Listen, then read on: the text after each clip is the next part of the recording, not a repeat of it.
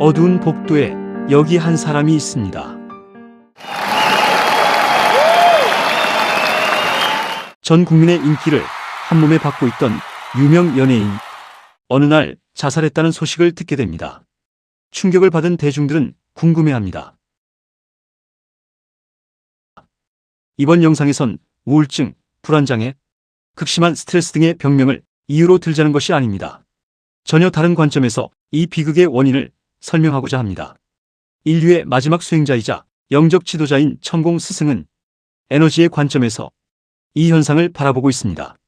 유명인이라는 이유로 그들의 행보는 각종 매체의 일면을 장식해버리고 화려한 모습에 익숙한 나머지 감춰진 그들의 진짜 고뇌를 알아차리지 못합니다. 인기란 녀석을 한번 파헤쳐 봅시다. 만약 눈으로 볼 수 있다면 어떤 모양일까요? 어떻게 형성되고 무슨 역할을 하는지 이미지를 한번 상상해 봅시다. 시작은 어느 연예인에 대한 스토리를 듣거나 사진이나 영상을 보거나 우연한 만남을 통해 호감이 생기는 것부터입니다. 아주 작은 시작이죠. 특정인을 좋아한다는 공감대를 가진 사람들, 같은 주파수를 갖고 있다라고 가정해 봅시다. 그 개개인은 독특한 진동수를 가진 에너지원이라 볼 수 있습니다. 에너지원은 끊임없이 추가되고 합류하여 진폭은 커지고 에너지를 증폭시켜버립니다. 그렇게 팬덤이 만들어지게 됩니다. 인기를 얻어 자신의 브랜드 가치가 높아진 연예인은 많은 돈과 명성을 얻게 됩니다. 여기저기서 혜택들이 들어옵니다.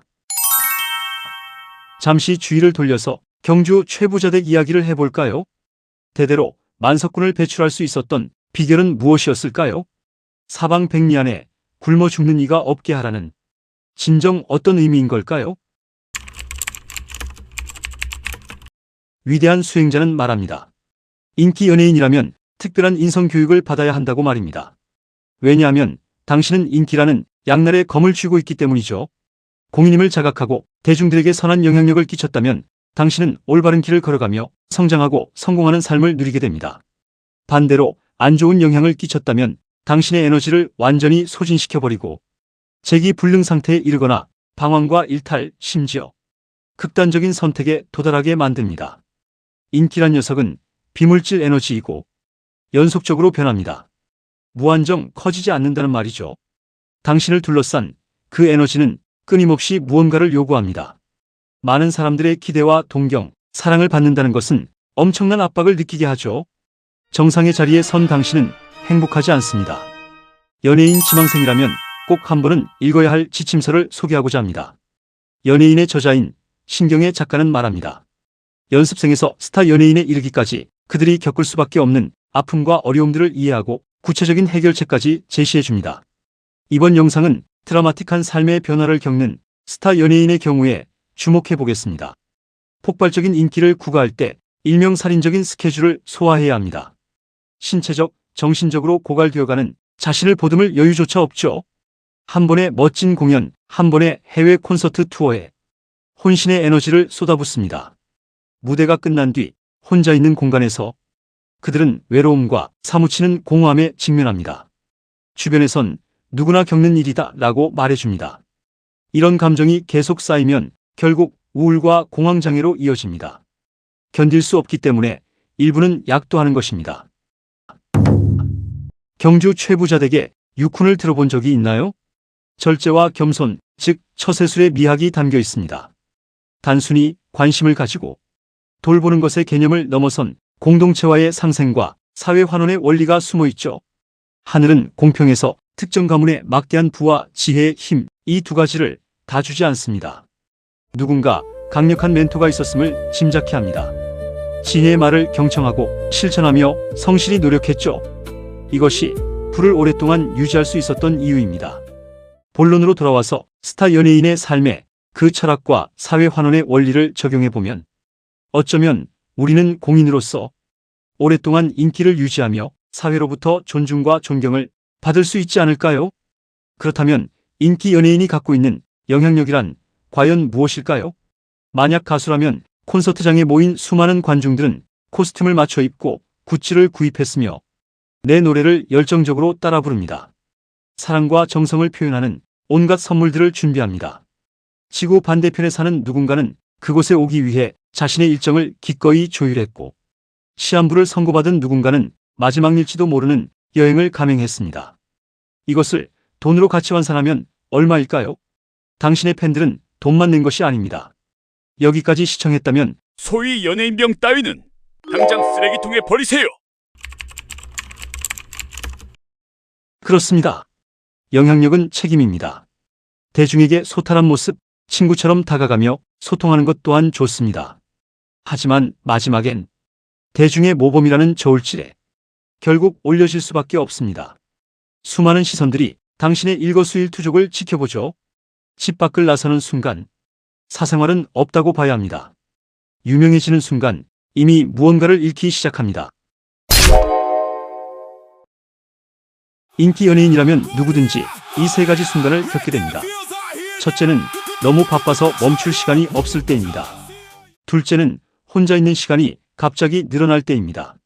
세 번째는 주변 사람들이 진짜 이야기를 하지 않을 때입니다. 성공한 사람에게 조언보다는 기대를 이야기하죠. 항상 밝은 척, 괜찮은 척, 힘들어도 웃는 척. 점점 진짜 자신을 숨기게 됩니다. 응원은 많지만 현실적인 피드백은 줄어듭니다. 그 결과 자신이 어떤 상태인지 스스로도 정확히 알기 어려워집니다. 이 세 가지 상태를 어떻게 받아들이는지가 그 사람의 방향을 결정합니다. 사람은 강해서 버티는 것이 아니라 알아차릴 수 있어서 버틸 수 있는 존재입니다. 미리 알면 덜 무너지는 법이죠. 내 자녀가 뛰어난 재능을 인정받아 국내를 넘어 세계적인 무대에 설 기회가 오면 부모는 눈빛부터 달라지는 법이죠. 다양한 변수를 예측하며 전폭적인 지원을 아끼지 않습니다. 그리고 간절히 기도합니다. 어디 가서 창피당하는 일 없기를, 기죽지 않기를, 무대에서 자신의 기량을 마음껏 펼치며 박수갈채 받기를. 그 모습에 부모는 가슴 한켠이 뭉클해지죠. 물론 소속사와 연예인의 관계는 부모 자식 사이가 아니죠. 그렇다고 평범한 비즈니스 관계도 아닙니다. 대중은 뉴스와 각종 매체를 통해 이미 알고 있습니다. 이들의 관계가 그리 아름답지만은 않다는 사실을요. 돈 문제로 인한 앙금뿐 아니라 서로가 무언가 모를 불만족스러운 것들이 생겨나면서 나중에는 소속사와 연예인, 연습생들 간에 분쟁이 발생합니다. 더군다나 유명인 생존 미션 세 가지는 기존의 사업적인 마인드로는 해결이 안 됩니다. 연예인 단독으로 감당할 수도 없는 문제입니다. 이제 감 잡으셨나요? 이것이 바로 소속사에게 실력 있는 멘토가 필요한 이유입니다. 재충전을 위한 휴식의 시간을 어떻게 안배할 것인가? 마음의 병이 생기기 전에 정신적인 스트레스를 어떻게 관리해 줄 것인가? 연예인도 평범한 한 인간으로서 진짜 감정을 편하게 소통할 수 있는 기회들을 어떻게 제공할 수 있는가? 또한 수익 배분에서 서로가 신뢰할 수 있는 체계를 어떻게 수립할 것인가와 같은 문제의 효과적인 해결책을 제시해 줄 누군가를 말이죠. 소속사는 누구보다 잘 알고 있습니다. 윈윈하는 전략이 얼마나 많은 것을 창출해낼 수 있는지 장기적으로 가장 효과적이라는 것을요. 20년, 30년 후를 상상해 보십시오. 소속사와 연예인의 관계에서 미담이 흘러나오고 윈윈할 수 있는 시스템의 선순환이 정착되어가는 모습을 말이죠. 우리는 현재 그 증거를 목격하고 있습니다. 바로 한류입니다. K컬처라는 신조어를 누구나 알고 있습니다. 이 30년 전 미리 경험한 창피스러운 실수들, 뼈아픈 실패들. 여기서 멈추지 않았습니다. 연구하고 분석했습니다. 시스템을 개발하고 프로그램을 적용시켜 오늘날을 만들어냈습니다. 지금의 눈부신 K연예 사업을 말이죠.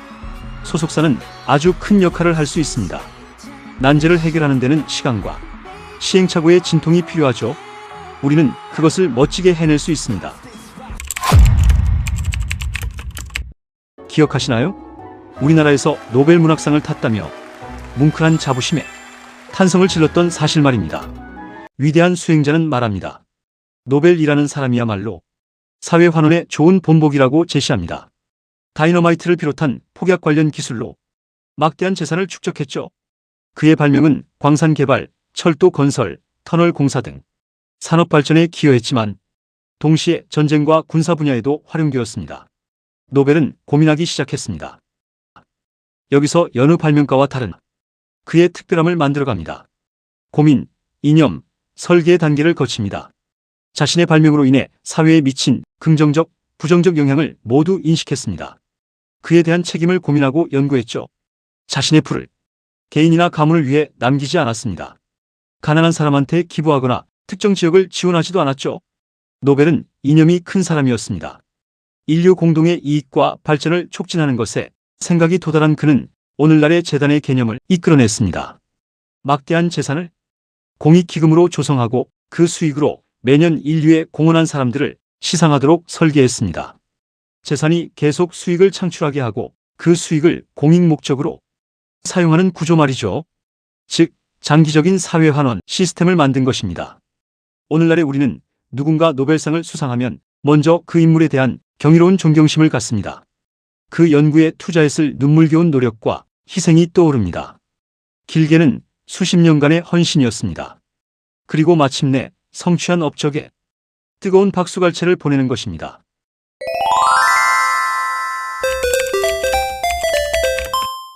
내가 하는 일에 책임감을 가진다는 것은 결과가 크든 작든 어떤 식으로든 세상에 영향을 미칩니다. 좀 더 긍정적인 방향으로 사람들에게 좋은 메시지를 주는 쪽으로 방향을 결정짓는 것은 여러분의 선택에 달려 있지 않을까요?